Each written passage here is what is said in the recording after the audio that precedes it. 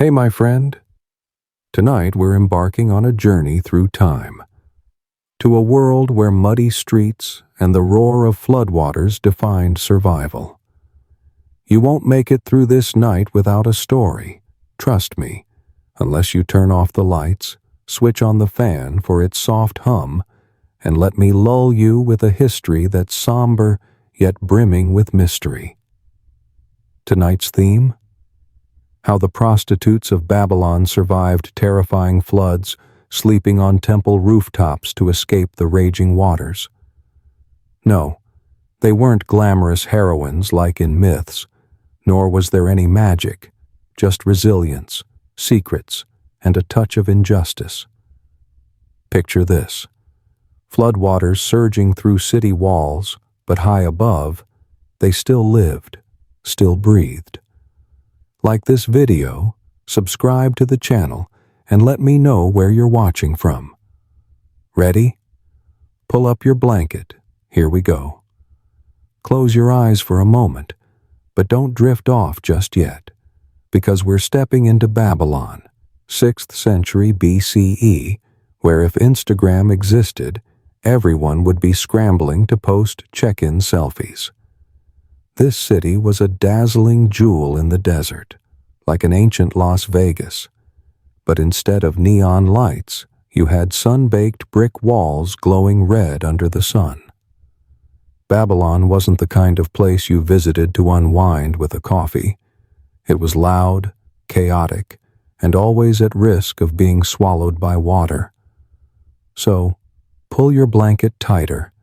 Imagine you're standing on a stone-paved street, hearing the creak of cartwheels through mud, and feeling the desert heat on your face. Ready? Let's begin. Babylon sat between two mighty rivers, the Euphrates and Tigris. Think of them as best friends with a flair for drama. They embraced the city like giant arms, bringing fresh water, fish, and fertile soil to nourish wheat fields. Thanks to these rivers, Babylon became a trading hub where people swapped gold, silk, and gossip from across the Middle East. But don't let their beauty fool you.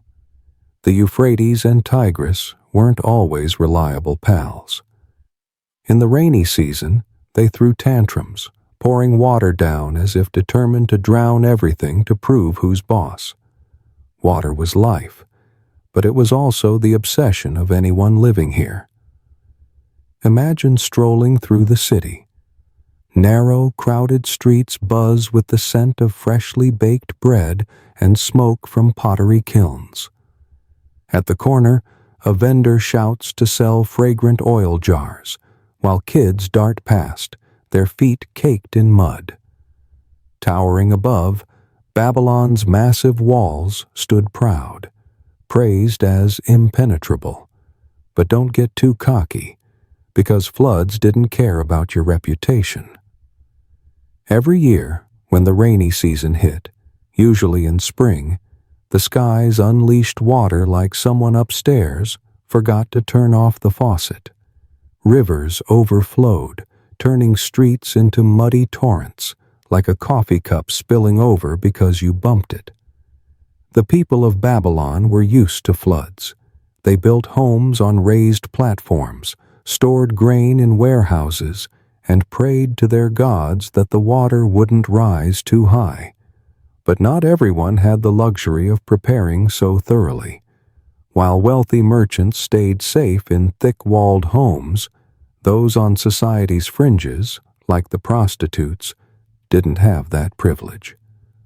They lived in rickety shacks, often just wooden planks and thatched roofs, easily swept away by water like a cookie dunked in tea.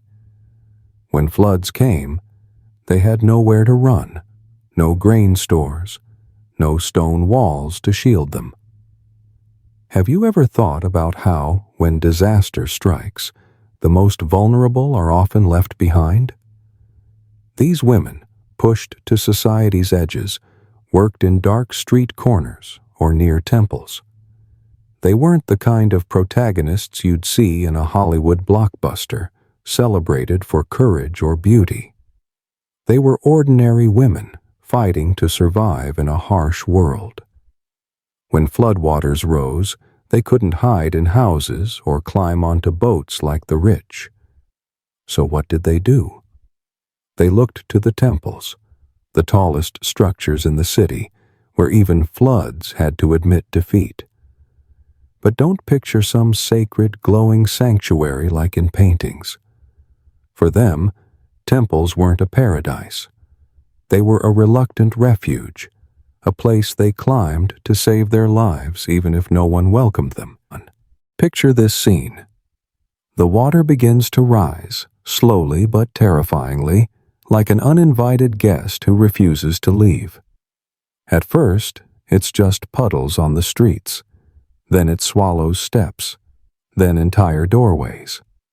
People scramble, hauling sacks of wheat and shouting about gods who've abandoned them. Meanwhile, these women, in thin cloaks and tattered sandals, hurry toward the temple. They carry little, maybe a blanket, a stale piece of bread, and a flicker of fragile hope. The temple, with its endless stone steps, is the only dry place when floods turn Babylon into a giant pool no one wants to dive into. But climbing to the temple roof isn't like hopping on an elevator. The steps are slick with rain, and desert winds whip through, bone-chilling. They have to jostle, sometimes shoving each other to claim a spot on the roof. And once they make it, they face a harsh truth. The temple isn't their home. The priests who run the place often glare at them with contempt, as if they're debris washed up by the flood. But floods don't care about wealth or status, and the temple roof is their only shot at survival. Have you ever wondered where people find the strength to keep going in moments of desperation? Babylon, for all its splendor, was a city of contrasts. It had the hanging gardens, hailed as a wonder, but also muddy streets where the poor struggled. It had rivers that fed thousands, but were ready to take everything away. These women, forgotten by history, were part of that story.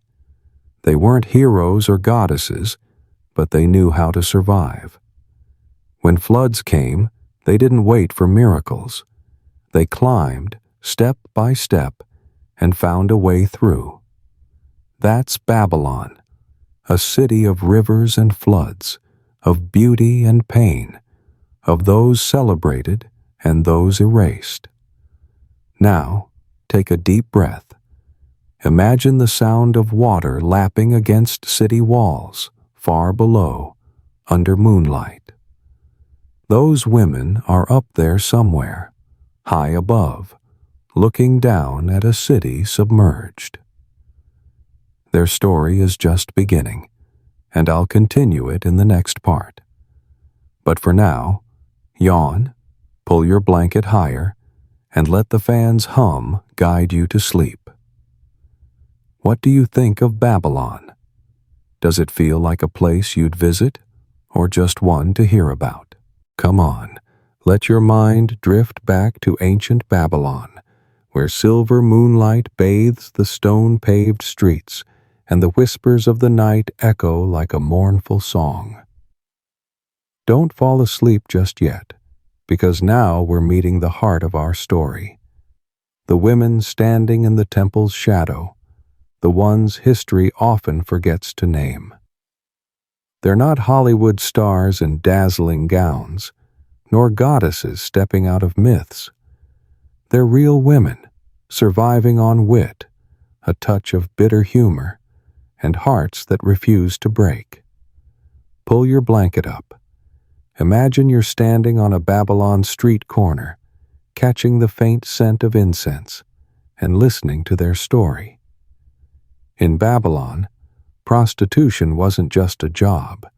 It was woven into the fabric of culture, tangled with religion, society, and prejudice. These women, called Naditu or Kadishtu, worked near the temples, where incense smoke curled and torchlight danced on the walls. But don't picture them as noble priestesses in pristine white robes. The name Naditu means the forbidden ones, and Kadishtu implies the holy. Sounds contradictory, but that's Babylon, where everything's as complicated as a Facebook status no one quite gets. Some women took part in rituals, offering themselves to the gods, or rather, to the priests. But most just worked to survive, standing on street corners in the temple's shadow where light and darkness met. Picture one woman, maybe named Zarpanitu, though history never bothered to record it. She stands there, her hair pinned up with a frayed red ribbon, her thin cloak fluttering in the desert wind. She's no princess, no goddess, just an ordinary woman who might have haggled with a fishmonger this morning over inflated prices. She knows how to smile to hide her exhaustion, how to crack a joke to soften the cold stares of passers-by. But don't let her appearance fool you. She and others like her were cast out by society, pushed to the margins, as if they were stains on Babylon's perfect portrait. Their lives weren't some romantic tale. If you're thinking of period dramas with love and glamour, sorry, this isn't that script. They lived in tiny homes, often just a corner of mud walls with a thatched roof, where rain could drip through the cracks. They didn't have wardrobes full of silk or gold jewelry, maybe just a cheap bronze bangle, a keepsake from a distant relative. They worked under the moonlight when the city fell silent, save for barking dogs and the Euphrates lapping at the banks. Their work wasn't just physical, it demanded cunning, the ability to read people, and sometimes the desperation to make it to tomorrow. But what set them apart? They didn't just work for money. They existed in a system that both needed and despised them. Babylon was a devout city, where temples were the heart of everything, from prayers to trade. Some women, especially the Naditu, were tied to rituals, though most of these were just excuses for priests and nobles to justify their actions. Think of it as an ancient version of, "We're doing this for culture." But for women like Zarpanitu, culture offered no protection. They were women trapped, with no real choices, yet they survived on their smarts and a bit of humor. Have you ever wondered how someone can laugh when the whole world turns its back? When floods came, and trust me, in Babylon, floods arrived as regularly as monthly bills, these women faced the gravest danger. While wealthy merchants hid in tall houses, stashing gold and grain in storerooms, these women had nothing but their feet and a scrap of courage. Their homes, if you could call them that, were swept away like dry leaves. They had no boats, no powerful families to turn to. When the waters rose, swallowing streets and turning Babylon into a vast lake, they had one option: the temple roof. It was the highest, driest place, where even the fiercest floods had to surrender. But the temple roof wasn't paradise. It wasn't a place where they were greeted with open arms and a hot cup of tea. The temple was the domain of priests, men in long robes who preferred preaching to helping. For women like Zarpanitu, climbing to the roof was a perilous journey. They had to carry what little they could: an old blanket, a piece of bread, maybe a small clay jug of water. And they faced scornful glares, whispers behind their backs. The temple was sacred, but to them it was just a temporary perch, a place to survive the flood. Imagine Zarpanitu standing on a street corner, watching the floodwaters creep through the alleys. She ties her cloak tighter, clutches her blanket, and runs toward the temple. The crowd is chaotic, shouts ring out, but she stays calm. She's seen floods before. She knows if she's not fast, the water will take everything. The temple looms ahead, its stone steps glistening in the rain. She climbs, step by step, her breath heavy, but she doesn't stop. Because stopping means giving up, and she's not the kind to give up. These women, though scorned by society, carried a quiet strength. They had no weapons, no power, but they had the wisdom of those living on the edge. They knew how to negotiate, how to endure, and how to find light in the dark. Standing in the temple's shadow, they didn't dream of a different life. They just wanted to make it through the night. And when floods came, they didn't wait for miracles. They headed for the temple roof, dangerous, but their only hope. Place your hand on your forehead. Imagine the moonlight shining on these women, their hair whipping in the wind, their cloaks soaked with rain. They're small figures in a vast city, but their story deserves to be told. Yawn once, let the fans hum soothe you, and wait for the next part, where we'll see them on the temple roof. How do you think they felt, standing on the edge between life and death? Now, let your mind glide over the waterlogged streets of Babylon, where darkness cloaks the city, and the roar of floodwaters sings a wordless song. We're heading to a special place, the temple, the city's lighthouse, but not everyone is welcome here.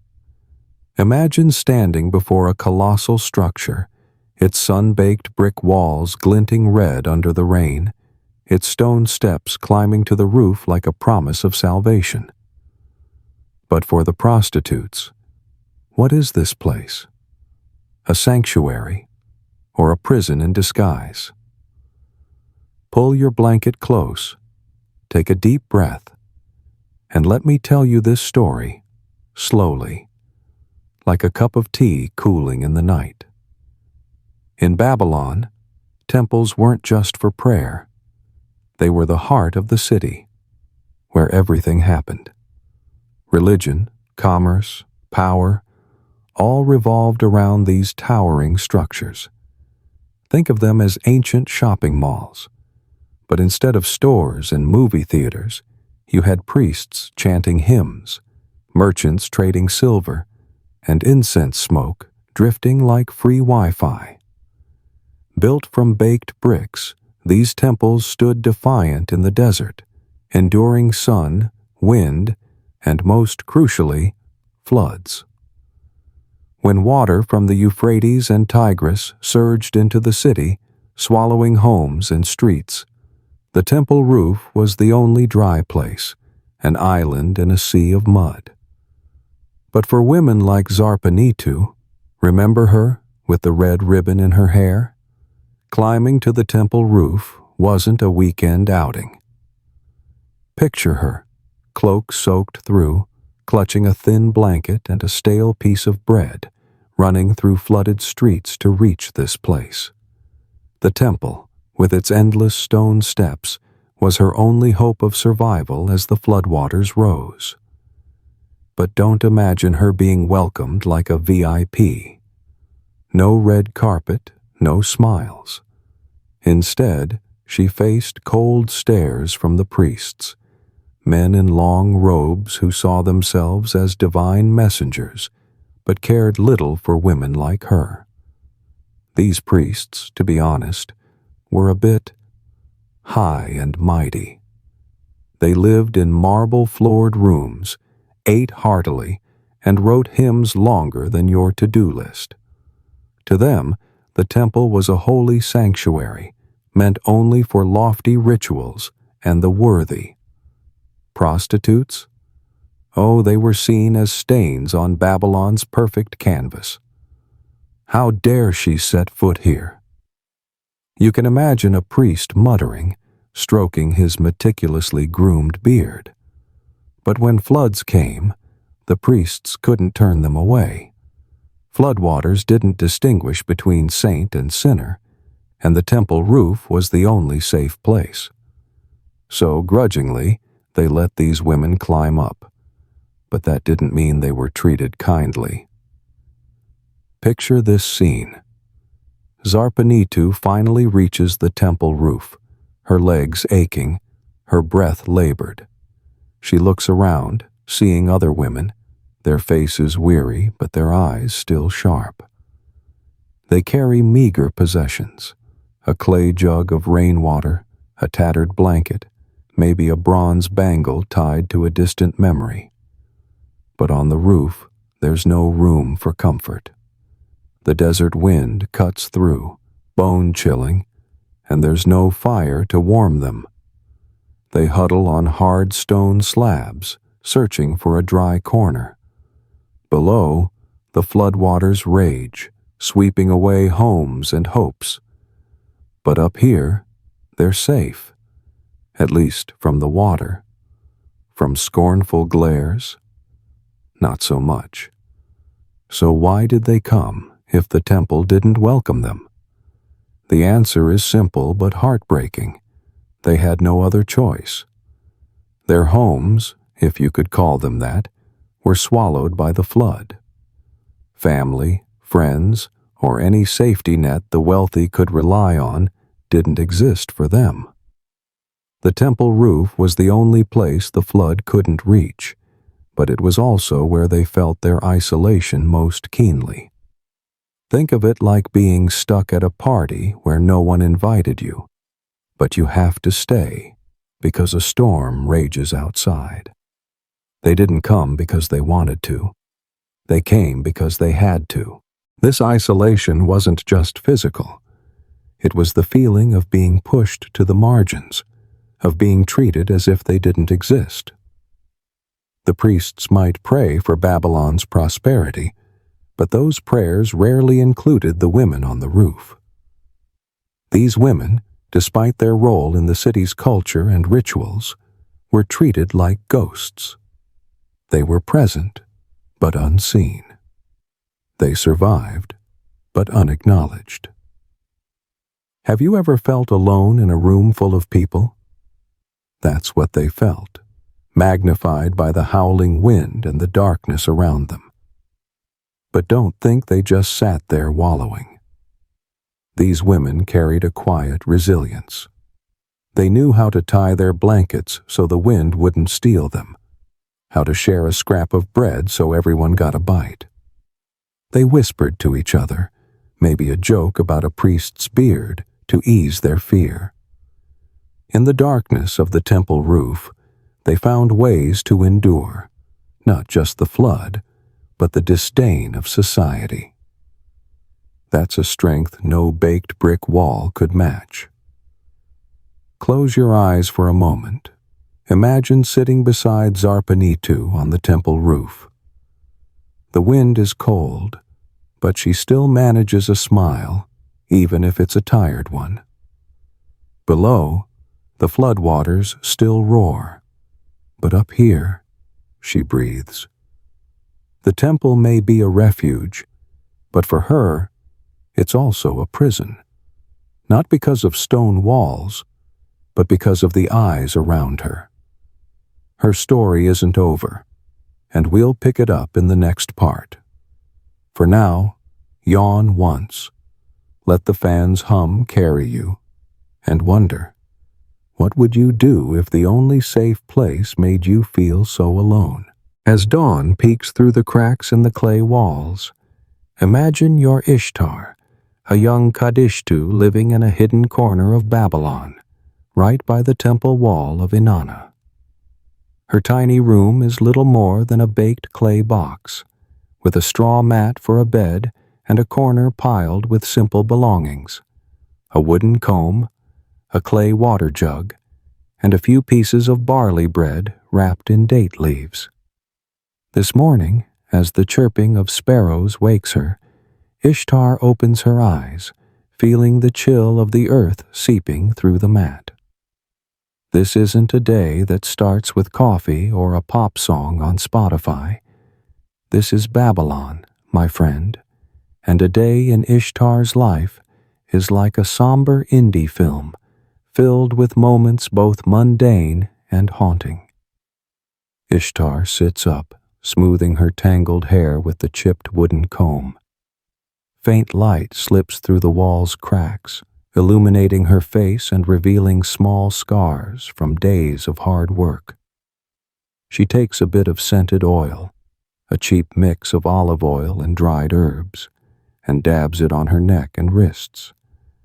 It's not for allure, but to mask the damp earth and smoke from the streets around the temple. She slips into a coarse linen dress, frayed at the edges but clean enough to enter Inanna's temple. Her heart feels heavy, not because of her work, but because of the eyes she knows she'll meet today, eyes both curious and contemptuous from passers-by. Stepping out of her room, Ishtar walks through the market near the temple, where the smell of grilled river fish and the shouts of merchants blend into a chaotic symphony. She pauses to trade a clay token for a dried date, tucking it into her small cloth bag.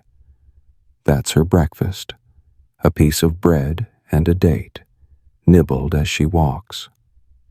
She has no time to sit and daydream, but sometimes, watching boats glide along the Euphrates Canal, she wonders what her life might have been like if she'd been born to a different family, in a different place. Have you ever wondered, in the midst of a busy day, what keeps you moving forward when your heart wants to pause? When she reaches the temple, Ishtar's work begins. As a Kadishtu, she doesn't just serve pilgrims seeking Inanna's blessings. She also takes part in rituals, a vital part of Babylonian life. Today, she stands in the temple's dim light, holding a small garland, singing ancient hymns she learned from older women. Her voice blends with the soft beat of a drum, echoing off walls carved with images of gods. This ritual prays for bountiful harvests, for rain to come at the right time. An irony, since rain also brings floods. In that moment, Ishtar doesn't dwell on her struggles. She just wants to do her part well, as a way to feel she belongs here. But then, as daylight fades and dark clouds roll in, everything changes. Someone rushes through the market, shouting that the Euphrates is rising. Rain begins to patter on the temple roof, like fingers tapping on a table. Ishtar no longer thinks of rituals or hymns. She hurries back to her tiny room, frantically gathering what she can carry: a thin blanket, the last of her barley bread, and the clay water jug. She ties the cloth bag around her waist, her heart pounding. Floods are nothing new, but they always bring fear, not just of the water, but of what might be lost. She joins the crowd heading toward the ziggurat, where other Kadishtu are also climbing. The sky is now pitch black, like a curtain snuffing out all hope. The steps are slick, and Ishtar clings to another woman's hand to keep her balance. When she reaches the temple roof, she finds a small corner, spreads her blanket, and crouches down.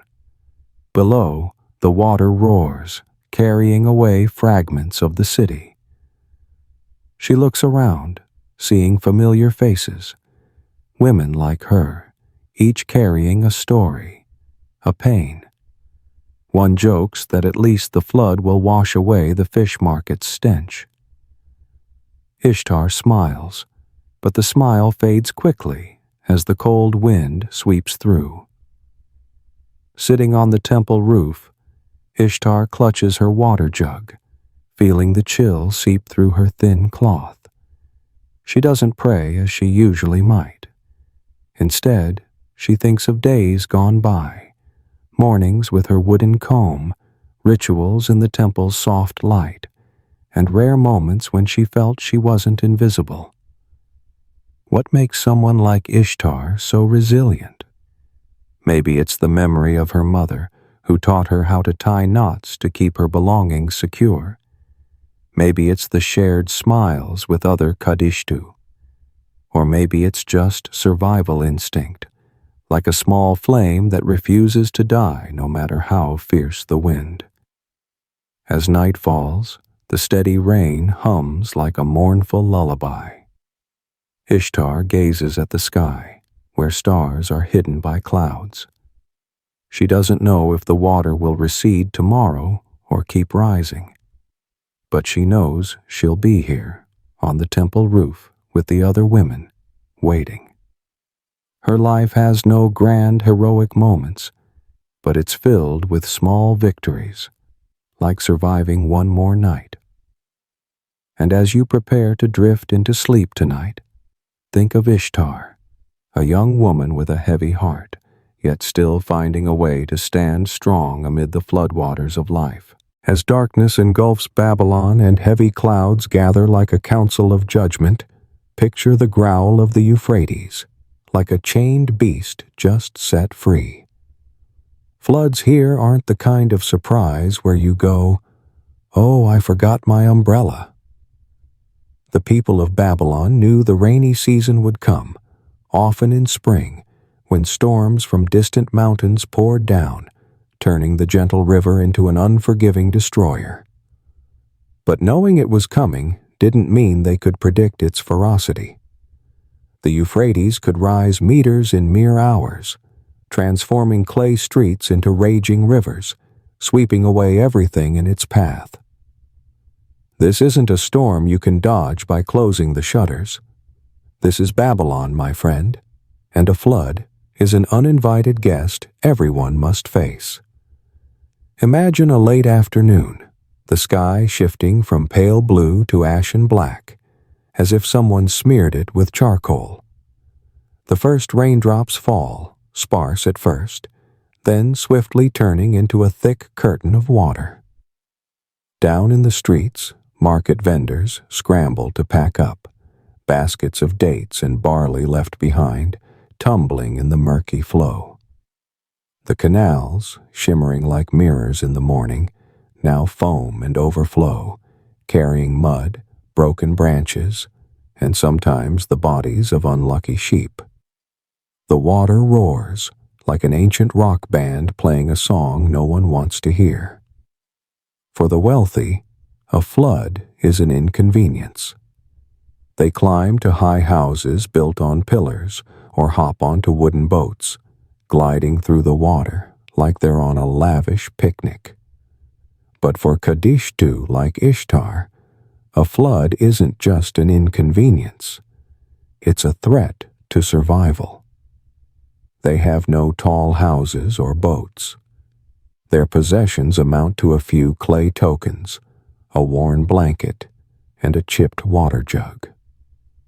When word of the flood reaches the neighborhood near Inanna's temple, Ishtar feels panic creeping into her chest.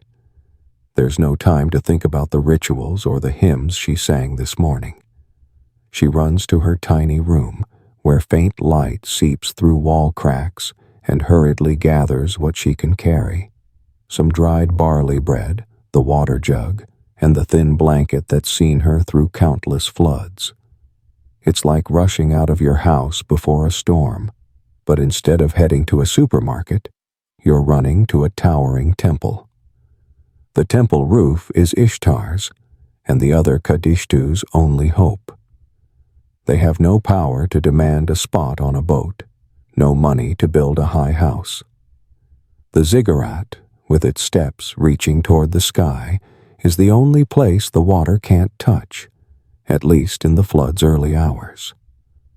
Picture the scene. Ishtar, her dress soaked, climbs the slick steps, her hands gripping the stone edges to stay balanced. Below, the muddy water swirls, carrying the city's debris: wooden planks from homes, shattered pottery, and dreams washed away. The water howls as if it wants to swallow everything, a warning that no one is truly safe. When she reaches the ziggurat's terrace, Ishtar finds a small corner where the wind isn't too fierce. She spreads her blanket, clutching the water jug as if it's the only thing tying her to this world. Around her, other Kadishtu seek shelter, some whispering prayers, others silent, their eyes fixed on the black water below. An older woman, her silver hair tightly bound, tries to lighten the mood. At least the flood will wash away the fish market's stink, right? Ishtar manages a faint smile, but fear lingers in her heart. Have you ever wondered, in moments like these, what keeps them standing? Is it faith in Inanna, or just the will to not give up? A flood doesn't just bring water, it brings devastation. Clay houses dissolve like cookies dipped in water. Bustling markets turn into muddy pools. Disease lurks, creeping through the damp air. For Ishtar, every flood is a reminder of life's fragility. She has no family to lean on, no possessions to cling to. But on the temple roof, amid the cold wind and steady rain, she finds a small spark of hope. Maybe Inanna is listening. Maybe tomorrow the water will recede. Or maybe she simply has to keep going, as she always has. As the night deepens, the rain becomes a mournful lullaby, blending with the wind whistling through stone columns. Ishtar huddles, clutching her blanket, her eyes gazing into the dark void. The water below still roars, but on the temple roof, she feels the presence of the other women, each fighting their own fears. This flood, fierce as it is, can't take their will to survive. And as you prepare to close your eyes tonight, with the fan's hum in your ears, think of Ishtar, a small figure on the temple roof, facing an inescapable enemy, yet finding a way to make it through the night. As the thunderstorm howls outside and the ziggurat's roof becomes the final refuge, imagine you're huddled among the Kadishtu on a cold clay terrace beneath Babylon's furious sky. It sounds like an ancient camping trip, but don't dream of tents or roasted marshmallows. Sleeping on a temple roof during a flood isn't easy, my friend. It's a test of ingenuity, patience, and a touch of creativity, like trying to organize a tiny apartment without an IKEA manual. The Kadishtu had no technology or YouTube survival guides, but they had simple, clever techniques, passed from one to another, that helped them endure long nights on the temple roof. The temple roof, though grand and imposing, isn't a five-star hotel. Built from clay and wood, its flat surface turns slick as an ice rink when rain soaks it. The wind blows fiercely, carrying a skin-cutting chill, and if you're not careful, you could slide down the steps like a loose stone. The Kadishtu knew this, so they prepared meticulously, not with luxurious items, but with humble, essential tools. Picture them, hands full, climbing the ziggurat with thin blankets, coarse ropes, and sometimes a few small pieces of wood scavenged from debris near the temple. These things sound boring, but they were survival tools, like keeping a backup battery in your bag because you know your phone will die at the worst moment. Imagine you're Ishtar, the young woman we've met, now sitting on the temple roof, trying to find a dry spot amid the rain. She takes her frayed blanket, not thick enough to keep her warm, but sufficient to form a barrier between her body and the freezing clay surface, to keep from being blown away by the wind. Because, trust me, Babylonian wind isn't the gentle breeze you'd want on a summer evening. She ties a rope around her waist, securing the other end to a stone pillar carved with divine figures. These ropes, often woven from flax or dried reeds, were lifelines. They were like ancient seatbelts, not stylish, but effective. Ishtar learned to tie secure knots from older women, those who had survived dozens of flood seasons. A small but clever detail. The Kadishtu brought leather pouches for water. These pouches, sewn from goat or sheep hide, were compact yet sturdy enough to hold water without spilling. Instead of placing them on the ground, where rainwater could soak them, they hung them on stone pillars or hooked them to ropes. Picture Ishtar carefully tying her water pouch, double-checking the knot, like you'd check a door lock before bed. Water was the most precious thing on the temple roof, as no one wanted to climb down into the flood for more. A spilled drop was a lost drop of hope. Sometimes, to make a more comfortable spot to lie down, the Kadishtu brought small wooden planks, perhaps fragments of an old table or an abandoned door. These planks were laid on the roof, creating a flatter surface, sparing them the harsh feel of the clay. Ishtar, with deft hands, arranges a few wood pieces into a small nook, like a child playing with building blocks in a storm. She lays her blanket over them, crafting a makeshift bed. It's no memory foam mattress, but it's enough to let her lie down without feeling like she's sleeping on a rock. These techniques aren't recorded in history books. No clay tablet is inscribed with Temple Roof Survival 101. But they were collective wisdom, shared orally among the Kadishtu, from seasoned women to young ones like Ishtar. One might teach how to tie a knot that won't slip. Another might share a trick for keeping barley bread dry by wrapping it in date leaves. These details sound trivial, but they were the difference between survival and failure. Do you think you'd have the skill to do the same? Or would you panic as the wind howls and the water rises? In the darkness, as the rain falls steadily like a repetitive melody, Ishtar and the other Kadishtu sit close, sharing small tips. An older woman, her voice hoarse, recounts how last time she used an old cloth to shield her face from the rain. Ishtar laughs, picturing herself looking like a drenched cat under that cloth. Moments like these, though small, are how they keep their spirits up. They had no phones to scroll through social media, no Netflix to escape the storm. But they had each other, and these simple techniques were proof of their ingenuity, not dazzling, but enduring. Sitting on the temple roof, Ishtar gazes at the swirling water below, feeling the chill seep through her blanket. She tightens her rope once more, checks the water pouch hanging on the pillar. These actions, though simple, are how she asserts a small measure of control over her life. The flood may take homes and markets, but it can't take her resourcefulness. And as you prepare to drift into sleep tonight, with the fan's hum in your ears, think of Kadishtu like Ishtar.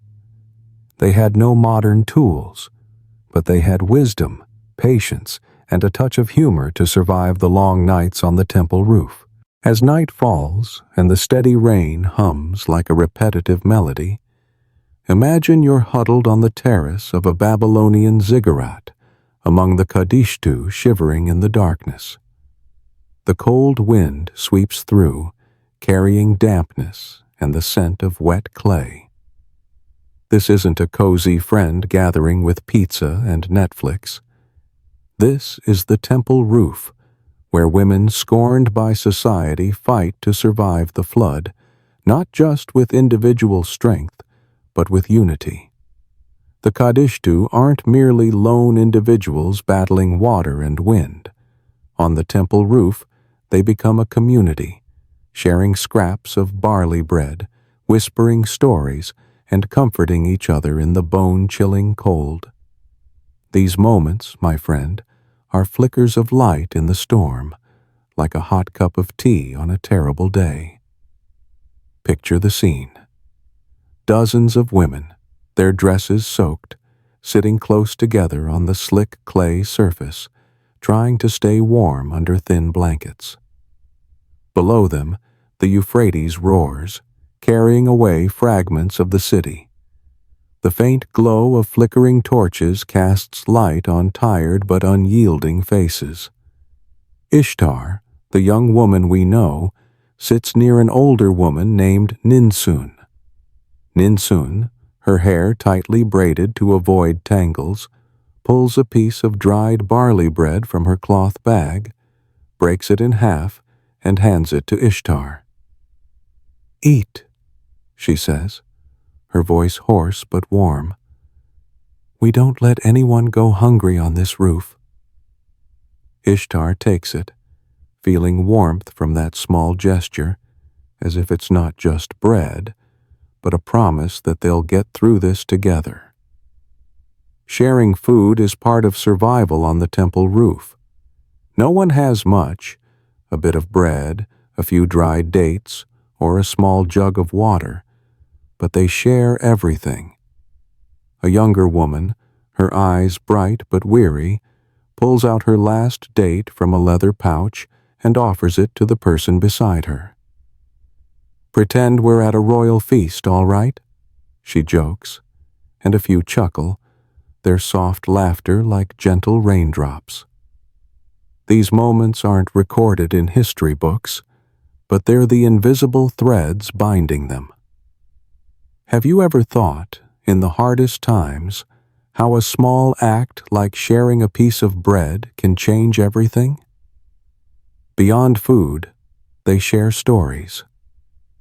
An older Kadishtu, her voice low like the wind, recounts how she nearly got swept away in a flood years ago. "I clung to a stone pillar," she says, "and prayed to Inanna until my voice gave out." The story draws smiles, not because it's funny, but because it reminds them they aren't the first to face a flood, nor will they be the last. Ishtar listens, clutching her blanket, and shares a story of her own, the day she accidentally spilled a water jug in the temple, angering a priest. "He thought I ruined the ritual," she says, "but I just wanted to clean it up before someone slipped." Soft laughter ripples, like a light breeze in the storm.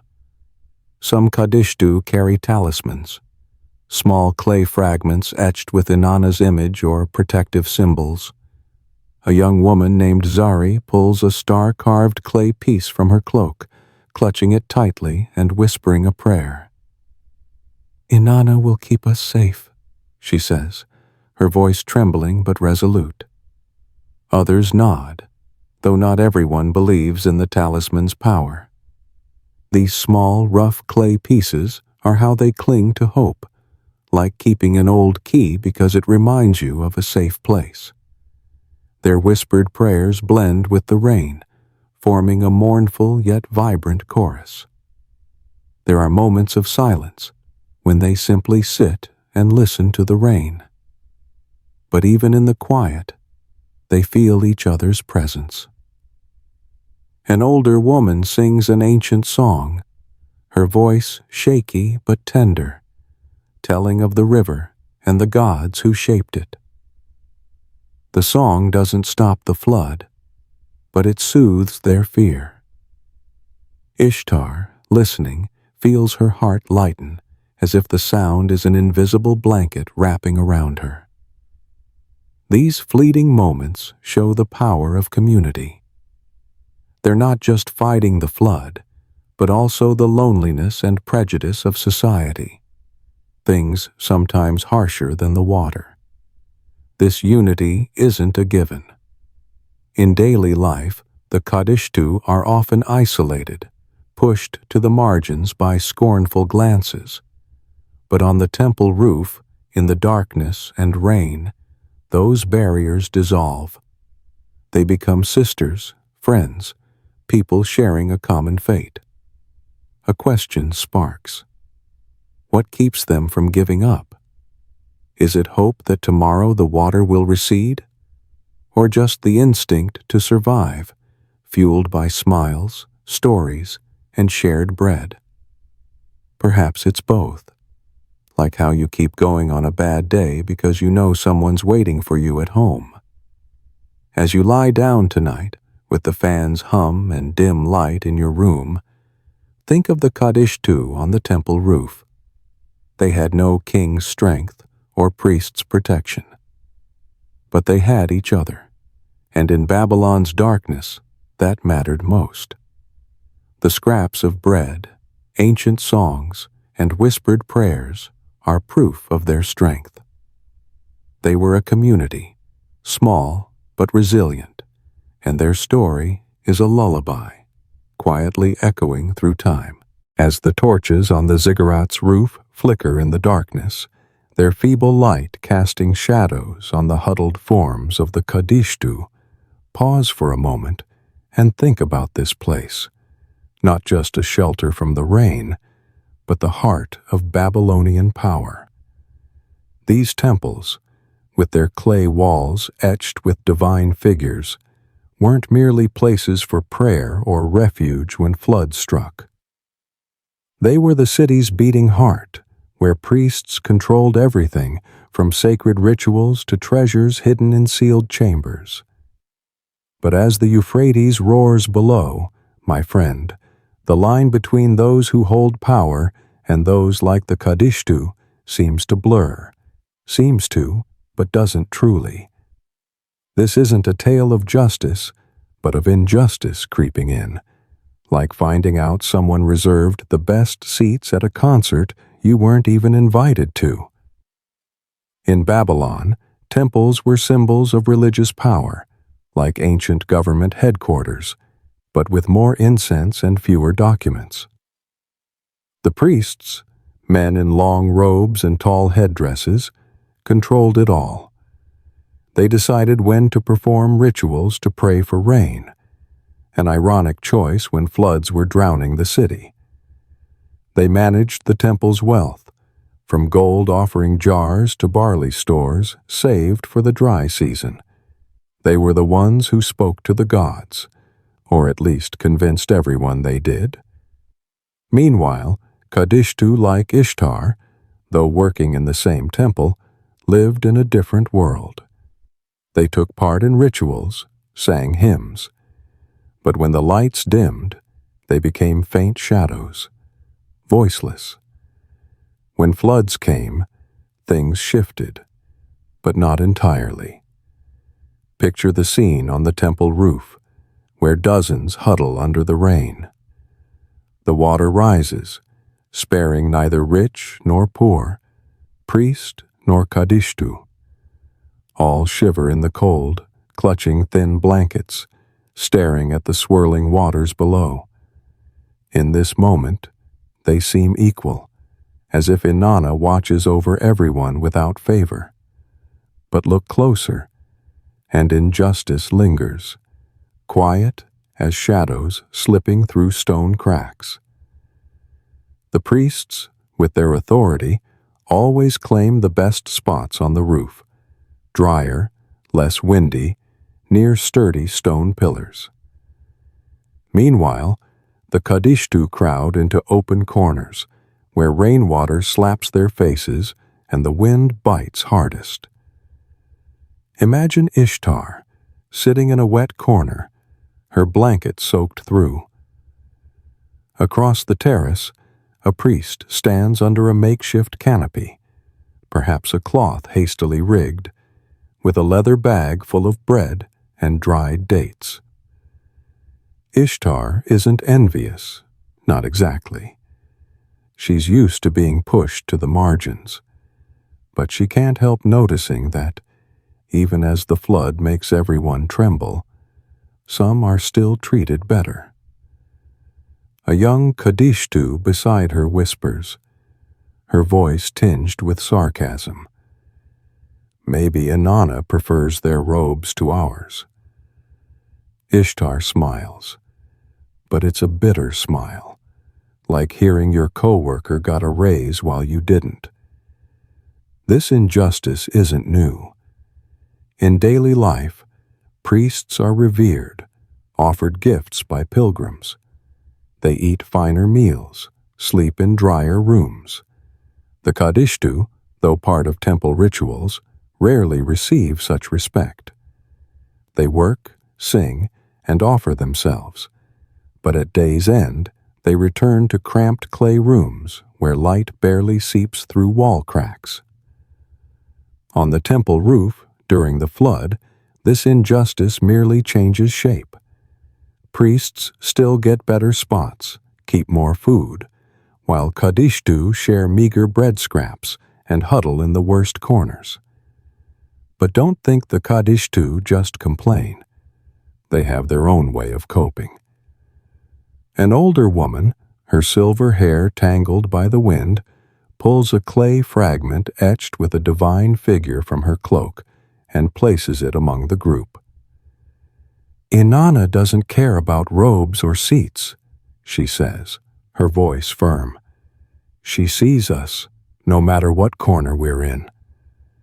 Her words don't erase the injustice, but they offer a sliver of comfort, like a hot coffee on a rainy day. Ishtar clutches her own talisman, feeling the rough etchings under her fingers, and wonders, do the gods truly protect everyone, or do only the powerful get favored? The equality on the temple roof, though fleeting, is a fragile illusion. The flood doesn't discriminate, but people do. Priests, with their religious authority, retain some privilege even in crisis. Yet this moment also reveals something. Despite being marginalized, the Kadishtu find ways to endure, not just through wit or skill, but through faith, whether in gods or themselves. They share stories, smiles, and bread scraps, despite the injustice surrounding them. As you lie down tonight, with the fan's hum and dim light in your room, think of the Kadishtu on the temple roof. They had no power, no privilege, but they had each other, and perhaps that's what made them resilient. The temple may be a symbol of power, but in the flood, it also shows that injustice never fully fades. Their story, though small, reminds us that even in darkness, people find ways to shine, if only with a faint light. As the early sunlight filters through Babylon's clay streets, imagine stepping into the world of the Kadishtu, women whose lives weren't just about floods or shivering nights on temple roofs. Every day, they lived a simple existence, filled with small routines you might think dull, like checking emails or folding laundry. But these boring details, like weaving cloth, baking barley bread, or brushing hair with a wooden comb, tell the story of people striving to hold on to a shred of normalcy in a harsh world. This isn't a Hollywood action flick, my friend, but a slow portrait of perseverance, like trying to keep your room tidy when life feels like a tangled mess. Picture a peaceful morning as the clamor from the market near Inanna's temple begins to rise. Ishtar, the young woman we've come to know, wakes in her tiny clay room. She sits on her straw mat, grabbing the chipped wooden comb from the corner and brushing her tangled hair. This comb, roughly carved from date palm wood, is a small but vital item. It doesn't just keep her hair neat. It's how she maintains a bit of dignity in a society that looks at her with disdain. She brushes slowly, each stroke like a private ritual, the way you prepare your appearance for a long day, even knowing no one really notices. Then, Ishtar begins her daily tasks. One of her regular jobs is weaving. Not lavish silks for wealthy ladies, but coarse linen or reed fiber cloth for dresses or blankets.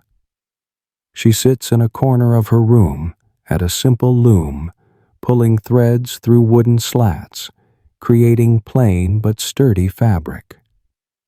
The loom clacks rhythmically, like a wordless lullaby. Weaving isn't just work. It's how Ishtar and other Kadishtu earn a few clay tokens, small round coins etched with symbols, like ancient pennies but less shiny. She takes the cloth to the market, trading it for barley or dried fish, hoping it's enough to get through the week. Baking barley bread is another of Ishtar's routines. Imagine her sitting by a small clay oven, kneading barley flour with water from a clay jug, her hands coated in dough. She shapes round, flat loaves and places them on the hot oven. The smell of baking bread mingles with smoke and earth, creating a sense of home, like baking cookies without a microwave or a TikTok recipe. These loaves are her lifeline, not just for eating, but sometimes traded for scented oil or a new piece of cloth. But when floods come, the oven drowns, the flour turns to mud, and the bread becomes a distant luxury. The market is where Ishtar spends much of her time. She walks through crowded streets, carrying a few pieces of cloth or barley bread to barter. Babylon's market is a chaotic canvas, vendors shouting, the smell of grilled river fish, and baskets of dried dates stacked high like mountains. Ishtar trades a piece of cloth for a handful of herbs, which she uses to brew tea, a small habit that helps her unwind after a long day. She passes the scrutinizing glances of housewives, trying to smile, the way you move through a room of strangers, hoping not to be noticed. The market isn't just for trading. It's where she feels Babylon's pulse, even if she's only a faint shadow in it. But when floods arrive, these routines become luxuries. On the temple roof, there's no wooden comb for her hair. Ishtar's locks cling together from the rain, and she can only smooth them with her hands. No loom, no oven. The cloth she wove might be floating somewhere in the murky waters. The barley bread, carefully wrapped in date leaves, is now her most precious possession, shared sparingly with other Kadishtu. No mirror, no scented oil, just survival. The boring details of daily life, brushing hair, weaving, baking, turn into distant dreams, like craving a coffee when all you have is water. These routines, though simple, are how Kadishtu like Ishtar tried to live a normal life in harsh circumstances. They didn't dream of palaces or grand adventures. They just wanted tidy hair, a piece of cloth to wear, and a bite of bread to eat. These details tell a story of perseverance, of seeking light in the darkness of Babylonian society. Have you ever wondered, on your toughest days, what makes you keep up with small tasks, like folding blankets or washing dishes? For Ishtar, it's how she affirmed her existence, even when the world tried to forget her. As you lie down tonight, with the fan's hum and dim light, think of Ishtar and her boring routines. The wooden comb, the loom, and the scraps of barley bread weren't just items. They were symbols of resilience, of women striving for normalcy despite a fate that wouldn't allow it. On the temple roof, when everything was swept away, These details became memories, reminding them that life, however harsh, was still worth living. In the darkness of a rainy night on the ziggurat's roof, as faint moonlight pierces through storm clouds, imagine you're sitting among the Naditu, women huddled under thin blankets, listening to whispered stories like an ancient lullaby. The rain falls steadily, mingling with the roar of the Euphrates below, but on this cold clay terrace, their voices become a balm for fear. The stories they tell aren't blockbuster movies or social media drama, my friend, but tales of gods, past floods, and sometimes self-composed poetry, like an ancient podcast helping them forget the storm. These moments are glimmers of light in the black night, like hearing a great story and forgetting your phone's dead battery. Picture Ishtar, the young woman we know, sitting near an older Naditu named Ashara. Ashara, her silver hair tangled by the wind, begins to speak of the goddess Inanna, who once battled a giant monster in myth. Inanna wielded a spear of light, she says, her voice rising and falling like a fairy tale, and severed the beast's head, making mountains tremble. The other Naditu listen, their eyes glinting in the torch's faint glow.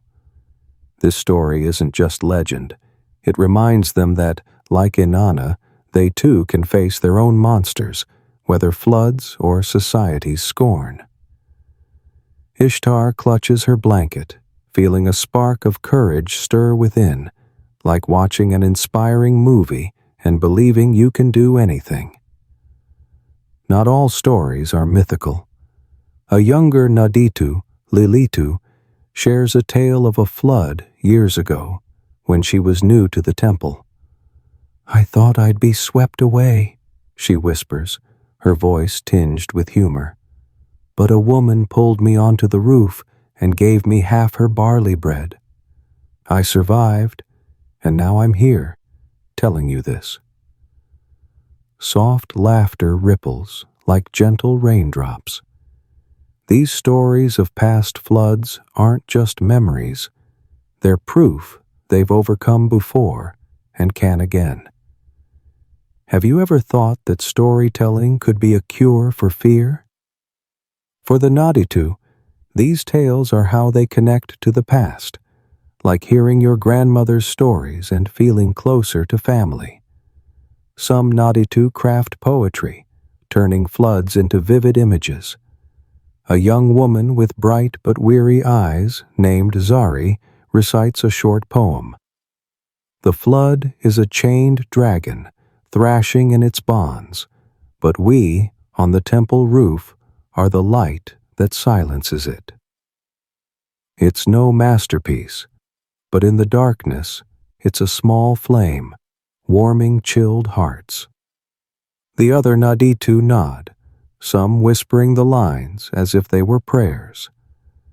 These simple verses are how they transform fear into art, like posting a profound thought at midnight and feeling you've unlocked a piece of life. The stories and poems are told in whispers, not out of fear of being overheard, but because the night's silence demands it. The rain and wind are the background score, but their voices are the main melody, weaving through the stone cracks of the roof. They speak of days gone by, of other women who sat on this same terrace, and of dreams they dare not voice in daylight. Ishtar listens, her heart lighter, as if these stories are a thread tying her to those around her and to those long gone. But as the flood lingers beyond expectation, uncertainty creeps in. One night becomes 2, then 3. Barley bread dwindles, water in leather pouches grows more precious than gold. Ishtar gazes into the darkness, wondering if the water will recede or keep rising. An older Naditu, Her voice calm but firm says, "We've survived longer nights than this. Tell another story." And so they continue, as if each tale is a brick in a wall against fear. One speaks of a pilgrim who gave her a star-etched clay piece, claiming it brought luck. "I still keep it," she says, smiling, "though I'm not sure it works." These stories don't just get them through the long night. They're how the Naditu inspire each other, reminding themselves they're not just victims of floods or society. They're storytellers, poets, keepers of the flame in the dark. As the flood stretches on, uncertainty grows, but their stories become a lantern, small but unextinguished. They face fear by sharing, by turning harsh moments into tales worth remembering. As you lie down tonight, with the fan's hum and dim light, think of the Naditu under the moonlight, telling stories to keep their spirits alive. Their tales of Inanna, past floods, and poems of the flood dragon are proof of the power of words. They had no power, no wealth, but they had stories, and that's what carried them through. Those whispers, like an ancient podcast, were a guiding light in Babylon's darkness. As the days on the ziggurat's roof stretch from one night into many, and the Euphrates continues its relentless roar below, imagine you're trapped in an unwilling prison, where the roof is cold clay and the sky a heavy gray curtain. Floods in Babylon didn't always politely recede after a day, my friend.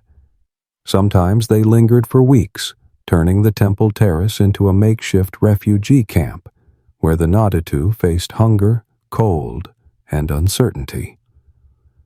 This wasn't a tropical island getaway with cocktails and sunshades, but a grueling ordeal, like being caught in a storm with no clue when the skies will clear. Yet the Naditu didn't sit idly awaiting fate. They organized, prayed, and found ways to hold on to hope, even as everything seemed increasingly hopeless. Picture the scene on the temple roof on the fourth day of the flood. Rain still falls, no longer torrential but steady, like a mournful song with no end. The water below swirls, carrying debris from homes and markets. Ishtar, the young woman we know, huddles by a stone pillar, counting what's left in her cloth bag. 3 scraps of dried barley bread, 1 wilted date, and half a clay jug of water. Food is running low, and she's not the only one worried. The other Naditu whisper among themselves, their voices tense. "Will there be enough for tomorrow?" An older woman, with a weary smile, jokes, "If Inanna wants us to starve, she could at least send up a fish." Soft laughter rises, but it quickly fades in the damp air.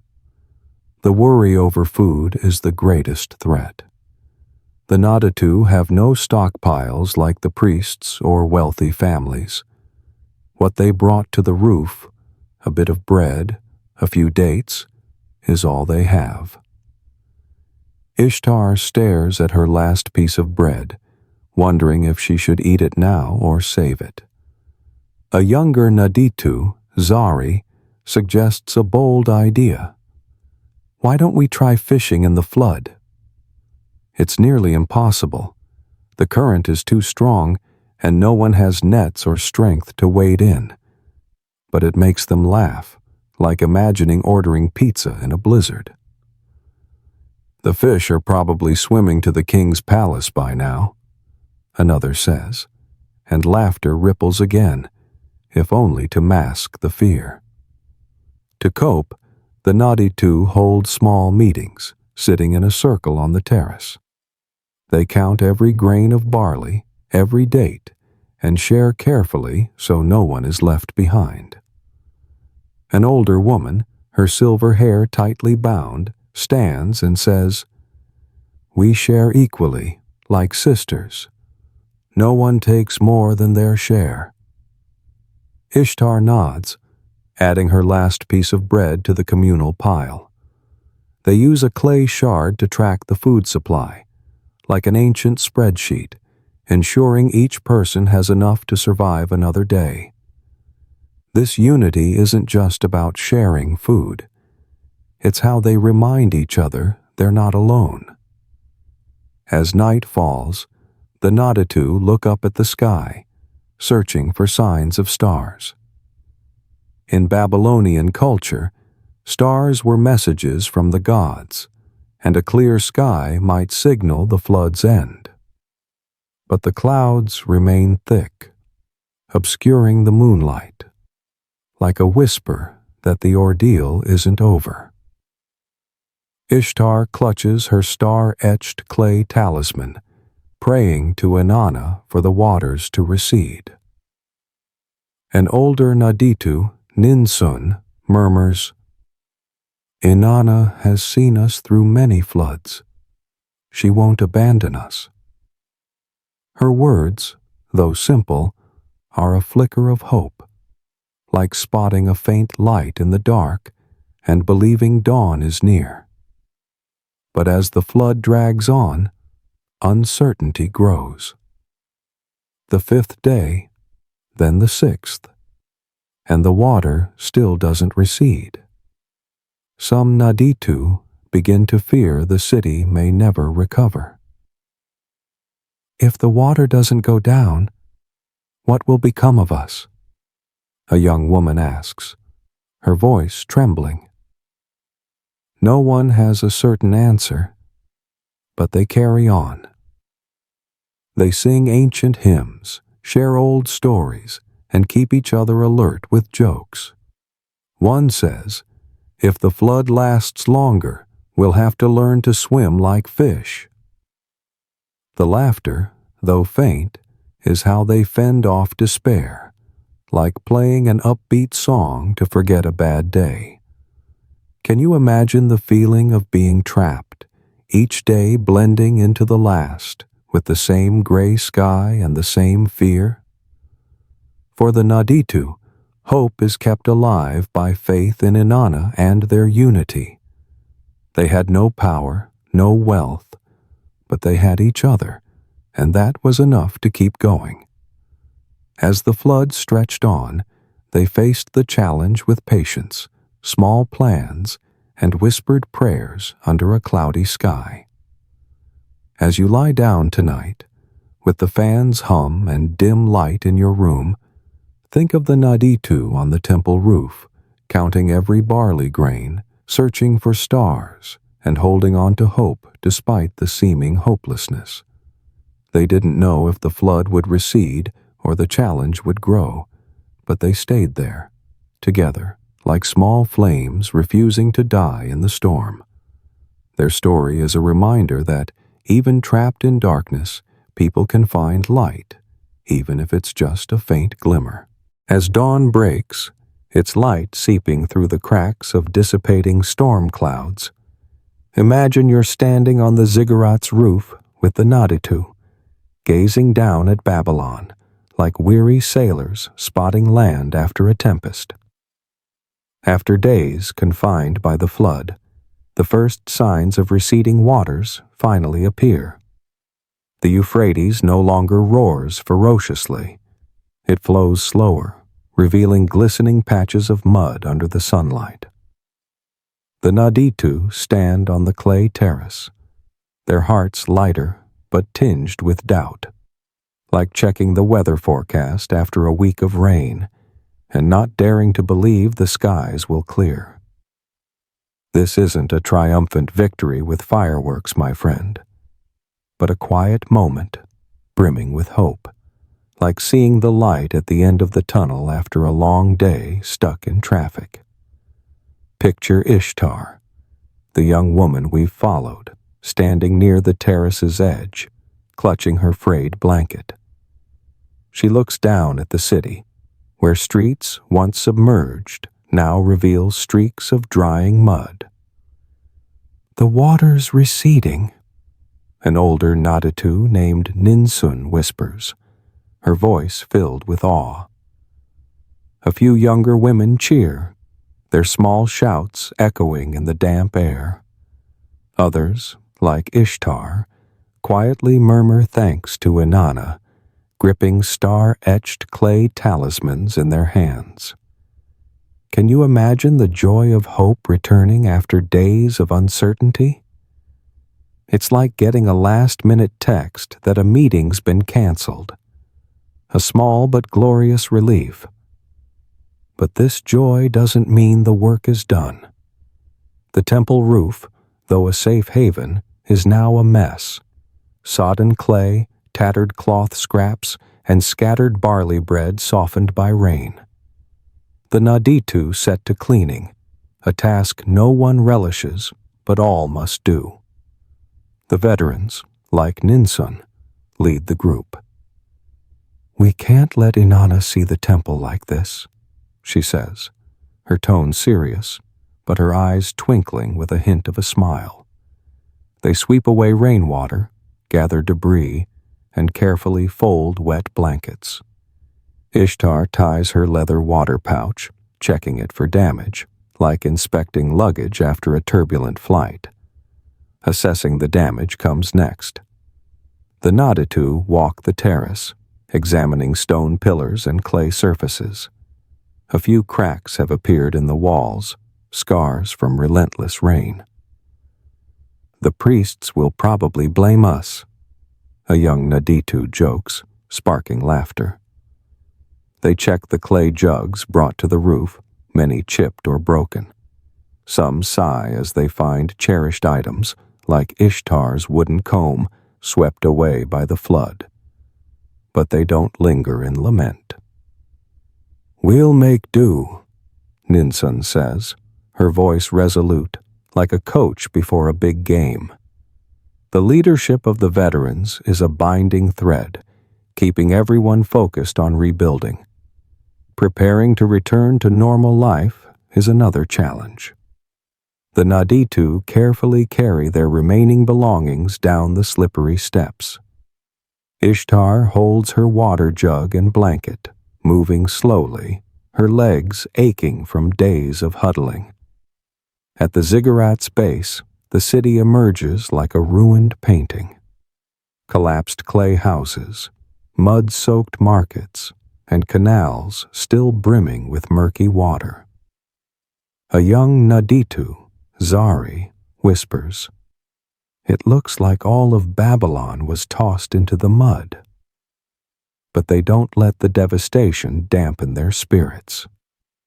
They start thinking of rebuilding, weaving new cloth, baking fresh barley bread, and replacing small items like wooden combs.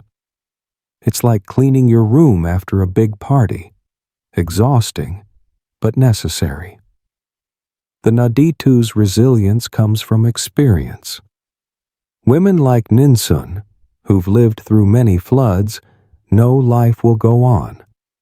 They guide the younger ones in wiping mud from salvaged items, tying ropes to hang cloth to dry. Ishtar learns to check clay jugs for cracks, a small but vital skill. "If this jug breaks, we'll be drinking with our hands," Ninsun teases, making Ishtar smile. These moments of humor, though fleeting, fuel the rebuilding, like finding a favorite song while cleaning the house. But will the city ever be the same? The flood has left permanent marks. Collapsed houses, ruined markets, and lives washed away. Ishtar gazes at the street where her small room once stood, now a pile of mud. She wonders if her loom is still intact. An older Naditu pats her shoulder. "We can rebuild. We always do." Those words carry the strength of perseverance, like deciding to start over after a major setback. The Naditu have no power or wealth, but they have each other, and that's the foundation for recovery. As you lie down tonight, with the fan's hum and dim light in your room, think of the Naditu on the temple roof, seeing signs of receding waters and beginning the journey to rebuild. Their joy isn't loud, but profound, like glimpsing sunlight after a week of rain. They clean, assess, and prepare, carrying experience and resilience. The flood may have changed Babylon, but it couldn't take their will. Their story is a reminder that, even when everything crumbles, people can rise, step by step, like sailors finding land after a storm. As the first light after days of storms glimmers on the lingering mud pools of Babylon, imagine you're standing amid a city that looks as if a tidal wave of clay swept through. Houses have crumbled into heaps of debris, streets are caked with dried mud, and the once vibrant market is now a swampy mess of reeds and splintered wood. Yet amid this devastation, the Naditu emerge from the flood's shadow, not to lament, but to lead the effort to rebuild. These women, once scorned by society, now become torches lighting the way, like a quiet friend suddenly stepping up as a leader in a crisis. This isn't an epic movie with glorious battles, my friend, but a slow tale of steadfast will, like fixing a broken chair and realizing you're stronger than you thought. Picture Ishtar, our familiar young woman, descending the ziggurat steps, clutching her clay water jug and sodden blanket. She pauses, gazing at the city, a chaos of mud and ruin, where her tiny room is now a pile of soggy earth. But instead of standing frozen in regret, she joins the other Naditu, guided by veterans like Ninsun, whose silver hair is tightly braided and whose voice carries quiet authority. "We start again from here," Ninsun declares, like an ancient project manager with a clear plan. They don't just clean up for themselves, they aid the people around Inanna's temple, from vendors who lost their stalls to families without roofs over their heads. One of the first things the Naditu do is share food from the temple's meager stores. Though their stock is little more than a bit of barley and dried dates, they distribute it to the hungry in the neighborhood. Zari, a young Naditu with a bright smile despite her exhaustion, hands a handful of dates to a child and teases, "Eat up, but don't dream of pastries." Her laughter is a small ray of sunlight, cutting through the heavy air of the ruined city, like cracking a joke to ease a stressful day. This sharing isn't just about food, it's how the Naditu assert their place in the community, despite often being overlooked before. They also hold rituals to thank the goddess Inanna. In the golden-orange glow of sunset, the Naditu gather near the temple wall, singing ancient hymns with hoarse but heartfelt voices. Ishtar stands among them, holding a bundle of dried reeds tied into a ring, feeling her heart warm as the song echoes. This ritual isn't just gratitude, it's how they strengthen their belief that life will go on. Can you imagine those forgotten becoming heroes?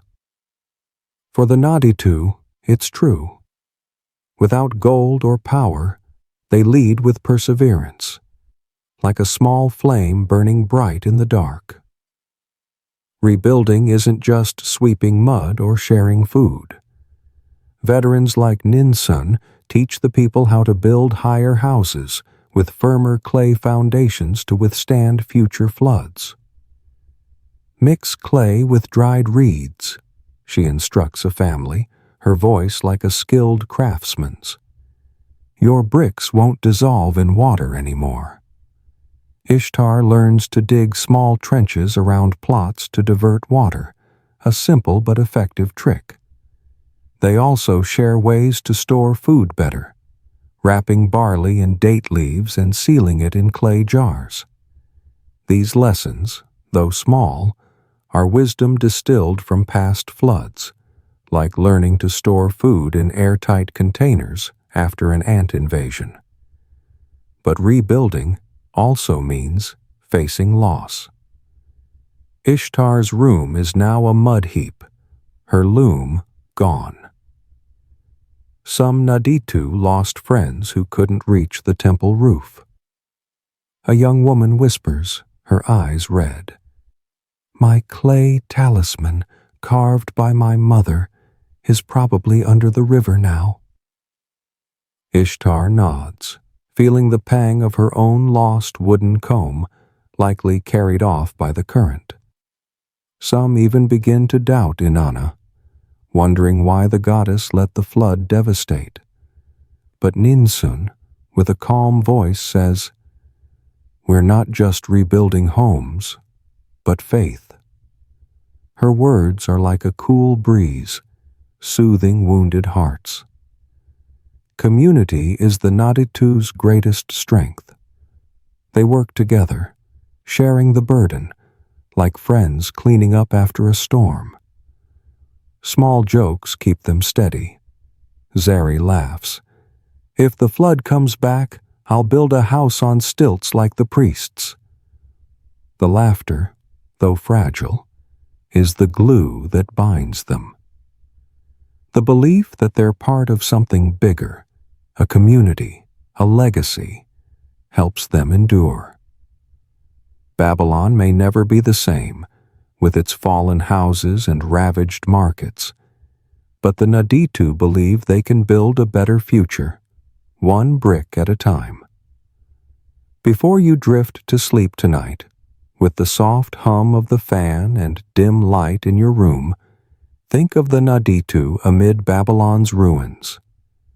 They cleaned, shared, and rebuilt, not because they had power, but because they had each other. These overlooked women became heroes, not through resounding victories, but through steadfast, simple acts. Their story is a gentle whisper, reminding us that even when floods sweep everything away, human will can rebuild, step by small step, like sunlight returning after days of rain. As the last rays of daylight fade over Babylon's clay walls, imagine you're sitting on the ziggurat's roof, looking down at a city that survived the flood, where the Naditu fought and triumphed over not just the waters, but society's oblivion. Their story isn't merely about days huddled under rain or scraps of barley bread shared in the dark. It's a quiet epic of outcast women who turned the temple roof into a symbol of survival. The Naditu's legacy isn't carved in stone or gold, my friend, but in lessons of unity and hope, like finding an old book and realizing its words still ring true centuries later. Picture Ishtar, the young woman we've journeyed with, now standing amid streets freshly cleared of mud, holding a newly made clay jug. She's no queen or priestess, but part of a group of women who saved not just themselves, but their community. The Naditu didn't just survive the flood. They led, organized, and shared. When houses collapsed and people lost their way, they brought barley from the temple to feed the hungry, taught how to build higher homes, and sang hymns to rekindle faith. They did this not for fame, but because they knew a community is only strong when no one is left behind. It's like when you and your friends get through a rough day, not for reward, but because you know it's the right thing. The Naditu's legacy isn't in the ziggurat's baked brick walls or the temple's solemn rituals. It's in how they turned adversity into a chance to shine. Think of Ninsun, the older woman with silver hair, who guided others to clean the temple roof and shared building tips. Or Zari, the young woman whose jokes eased pain, like when she said, "If the flood returns, I'll turn my blanket into a sail. These moments, though small, are the invisible bricks of their legacy. A legacy not just of survival, but of courage to rise despite being pushed to society's margins. Have you ever thought that the forgotten could leave an immortal mark? The Naditu did. They have no names etched on stone tablets, no bronze statues in squares. But their story, passed through generations, echoes thousands of years later. They show us that even in the darkness of floods, the light of courage can shine. When Ishtar shared her last piece of bread, when Ninsun taught how to make stronger bricks, they weren't just rebuilding Babylon. They were rebuilding faith that people can overcome any challenge, like finding strength to carry on after a major setback. What keeps the Naditu story alive? It's the strength of these women who turned the temple roof from a refuge into a symbol of resilience. They faced not only floods, but society's contempt, with scornful glances and whispers behind their backs. Yet on the roof, they built a community where everyone was heard, from young Zari to veteran Ninsun. They shared not just food, but stories, songs, and dreams. It's like sitting around a dinner table with family, recounting old memories, and realizing those moments are what keep you grounded. The Naditu's lessons remain vital in our world. They teach us that unity is the greatest strength, that a community is only solid when no one is left behind. They remind us that courage doesn't need to be loud. Sometimes it's sharing a handful of dried dates or stepping up to lead when others are lost. Ishtar, with her clay jug and worn blanket, is a symbol of ordinary people doing extraordinary things. Can you apply this lesson to your life? When facing hardship, could you find the strength to share, to lead, as the Naditu did? Their story is also a reminder of hope. Though Babylon lay in ruins, with homes destroyed and faith shaken, the Naditu believed they could rebuild. They didn't dream of lavish palaces, but of simple homes, mud-free streets, and peaceful days. Their hope wasn't a roaring blaze, but a small, steady glow, like waking after a tough night and deciding to try again. That hope is why their story endures through time, from clay temple roofs to the modern world.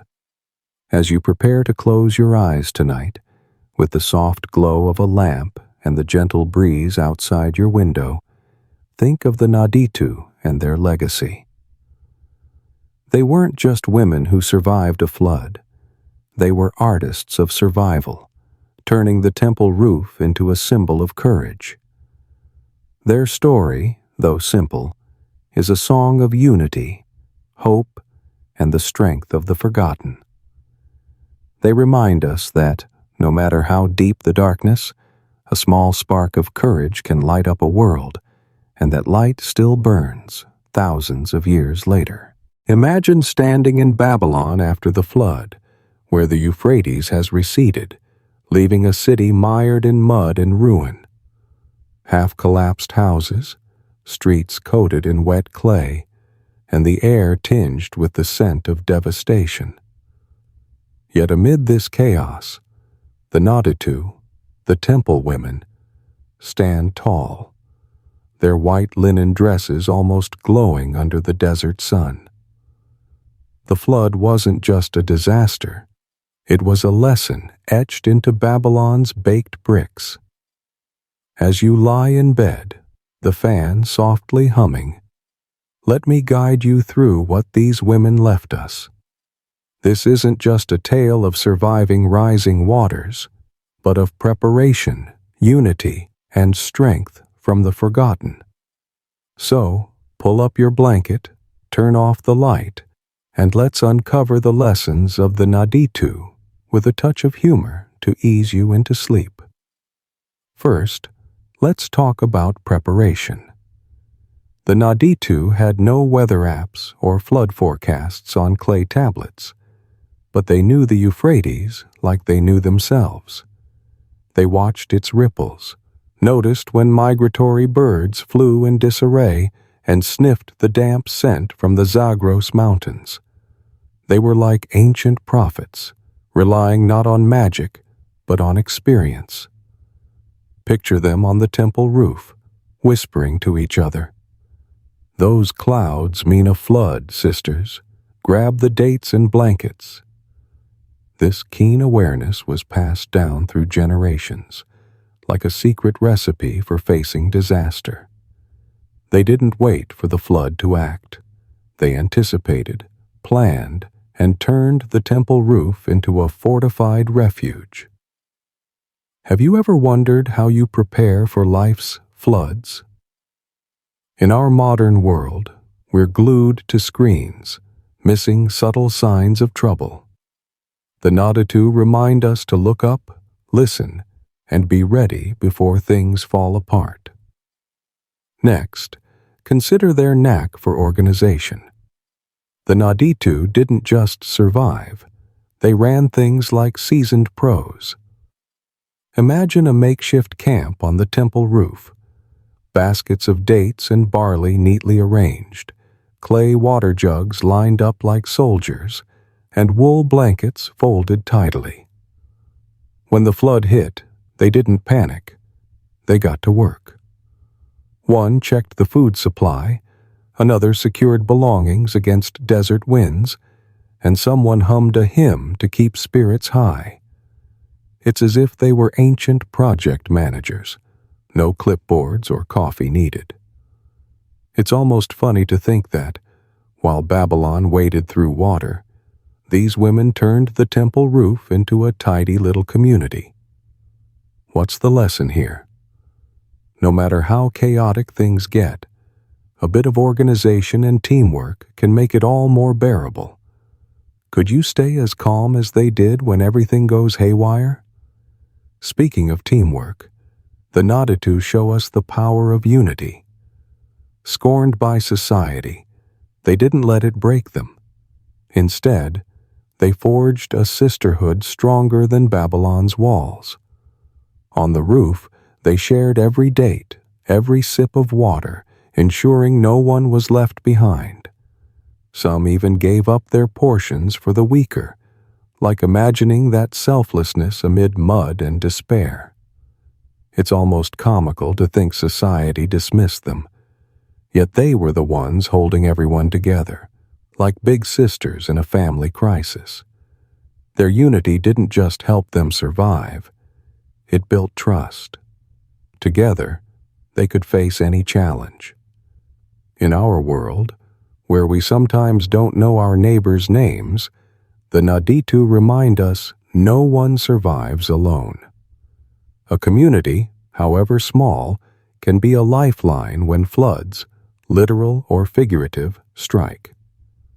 What's even more remarkable is that the Naditu weren't just heroes for themselves. They were heroes for all of Babylon.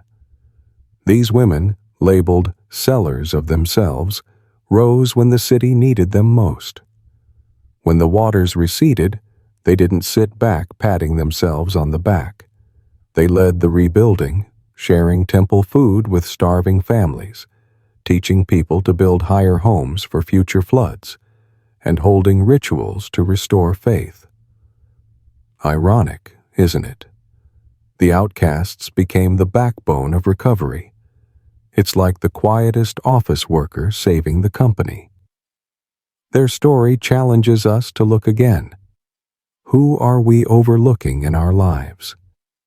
That reserved colleague, that unfamiliar neighbor, could they be silent heroes when things collapse? The Naditu teach us that heroes don't need crowns. Sometimes they just need a linen dress and relentless will. But this story also carries a warning, strikingly relevant today. The Euphrates was Babylon's lifeblood, but also its threat. The Naditu knew nature could never be fully tamed. They didn't try to conquer the river, they learned to live with it, building their lives around its rhythms. In our modern world, we think we've mastered nature with dams, levees, and climate models. But every hurricane, wildfire, or flood reminds us nature still holds the upper hand. The Naditu teach us humility, to listen to the earth's voice, and to prepare for the unforeseen. It's not about fearing nature, but respecting it, like a friend who sometimes loses their temper. Maybe it's time we learn from them, paying closer attention to our planet's signals and building systems, both physical and human, to weather the storms. As you drift toward sleep, think about what this all means. The Naditu didn't just survive floods. They showed us how to face any crisis with grace. Their preparation urges us to plan ahead, whether stocking food or mending relationships. Their community spirit pushes us to lean on each other, share what we have, and lift up the overlooked. And their resilience? It's a call to keep going, even when waters rise and the future's unclear. You don't need to be a king or warrior to make a difference, just someone willing to show up, care, and endure. Comforting, isn't it, as you nestle under your blanket? The Naditu conquered real floods, but you can conquer your own floods, work, family, or life's chaos. As the fan's hum blends with distant memories of Babylon, let the Naditu's legacy wrap you like a soft blanket. They didn't just survive, they turned disaster into a story of hope. Their lessons are simple yet profound. Prepare, connect, endure. As you close your eyes, picture standing on the temple roof, night winds whispering, stars murmuring that you, too, can overcome any challenge. What will you take from their story into your life? That's something to ponder as you slip into sleep. Good night, my friend, and let the Naditu guard your dreams tonight. Imagine lying in bed, the light dimming, with only the soft hum of the fan like a lullaby from ancient times. Let your mind drift to Babylon, where the Naditu stand on the temple roof, their white linen dresses fluttering under the moonlight, gazing at the swirling floodwaters below. They weren't epic heroes carved in stone, nor gods worshipped in grand temples.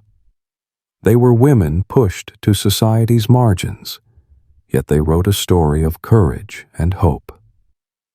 As you prepare to slip into sleep, let me close this journey with a gentle message, laced with a touch of humor, to ponder before you dream of Babylon's stone-paved streets. The Naditu's tale isn't just a dusty historical anecdote. It's a beacon illuminating how we face the floods in our own lives. So, pull your blanket higher and let's reflect on their legacy. The Naditu didn't just survive floods, they turned disaster into a song of triumph. Picture them on the temple roof, surrounded by water stretching to the horizon. While Babylon drowned in chaos, they made their tiny refuge a fortress of resilience. It's almost funny to think that these women, deemed invisible by society, were the ones keeping the flame of hope alive. They had no swords or thrones, just reed baskets of dates, clay water jugs, and a fierce belief they could endure. It makes you wonder, what defines a hero? Is it fame or strength, or simply the will to stand firm when everything collapses? The Naditu show us a hero can be anyone, even those the world forgets, standing quietly on a temple roof amid a flood. Pause for a moment to consider the strength of the community they built. On that roof, through long, frigid nights, they shared every bite of bread, every story, every smile. They didn't just share food, they shared fear, turning it into something lighter, more bearable. It's as if they threw a little party in the middle of disaster, with a menu of dried barley and sacred hymns. You might smile imagining it. A group of women, scorned by society, becoming the heart of unity, like best friends at an impromptu camping trip. This reminds us that a community doesn't need to be grand or perfect. Sometimes, just a few people holding hands, ready to share what little they have, is enough to overcome the dark. In our modern lives, where we're often alone in a crowd, the Naditu whisper that a small, heartfelt community can be a guiding light. Their faith was also essential. Not just faith in the goddess Inanna, but in themselves and each other. The rituals they performed on the roof, burning incense, singing hymns, weren't mere religious acts. They were reminders that something greater was worth fighting for. Picture them under a starry sky, incense smoke curling, their voices blending with the sound of flowing water. Magical, isn't it? Even as floods swallowed everything, they found meaning in those small moments. It makes you wonder, what's our faith today? Maybe not gods or rituals, but belief in family, friends, or our own ability to overcome. The Naditu teach us that faith, however small, can be the flame warming you through the coldest nights. Think of the floods in your life. They may not be raging waters, but other challenges, a stressful job, a fractured relationship, or just feeling swept away by life's frantic pace. The Naditu don't have answers for every problem, but they left a blueprint. Prepare thoroughly, lean on community, and keep moving forward. It's amusing to think that we, with all our modern tech and comforts, can learn from women who lived thousands of years ago. They had no phones to call for help, no food delivery apps, just wisdom and courage. As you close your eyes, imagine standing on your own temple roof, facing your personal flood. What would you bring? A friend, a memory, or just the resolve not to quit? The Naditu's legacy isn't in the baked brick walls or crumbled temples. It's in how they turned adversity into a chance to shine. They're not named in history books, but their story echoes, like a whisper from the past. They remind us that even in the darkest times, there's light to find, maybe from a friend, a quiet moment, or your own heart. As you tuck in your blanket, letting the fan's hum guide you to dreams, think of this. You don't need to be the strongest or most famous to make a difference. You just need to be someone willing to stand up, share, and persist, as the Naditu did on their roof. As sleep draws near, let the image of the Naditu drift through your mind. There they stand, under moonlight, unafraid of the floodwaters. They didn't just survive. They turned disaster into a tale of hope, strength, and humanity. This story isn't just to lull you to sleep, but to remind you that you, too, can find light in the dark. So, what will you do when facing your own flood? Maybe you'll find the answer in tonight's dreams.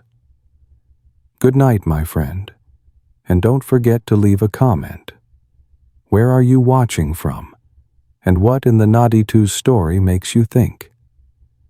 Let the fan's hum and Babylon's memory carry you into a deep, restful dream where you too might become a quiet hero.